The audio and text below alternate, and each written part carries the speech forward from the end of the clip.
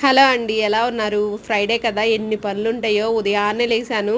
టకటక నా పనులైతే చేసుకుందాం అని చెప్పేసి పొయ్యి అంతా శుభ్రం చేసేసుకున్నాను. ఈలోపు మా పిల్లలైతే చదువుకుంటూ ఉన్నారు. బయట కూడా ముగ్గేసుకొని పసుపు బొట్లయితే పెట్టేసుకున్నాను. తులసమ్మ కూడా పూజ చేసేసుకున్నాను. ఇంక ఇంట్లోకొచ్చేసి టైం చూస్తేనేమో చాలా అయిపోయింది. టకటక మా వారేమో జ్యూస్ చేయమన్నారు. ఇంక మా వారి కోసం అని చెప్పేసి జ్యూస్ అయితే ప్రిపేర్ చేస్తున్నాను. ఉదయాన్నే ఒక టీ అయితే తాగేసామండి. ఇంక ఈలోపు మా పాపకైతే జ్యూస్ చేసే పని అప్పచెప్పేశాను.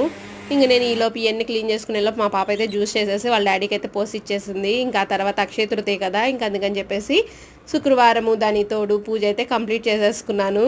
మా పాప ఇన్ని నేషాలు వేస్తుంది కదా, నిన్నైతే ఇడ్లీ పిండి దోశ పిండి అయితే వేసుకున్నాను కదండి. ఇంకా అవైతే ఉప్పు వేసుకొని కలుపుకొని పక్కన పెట్టేసుకున్నాను. అక్షయ తృతీయకి మీరేం కొనుక్కున్నారో కామెంట్ చేయండి.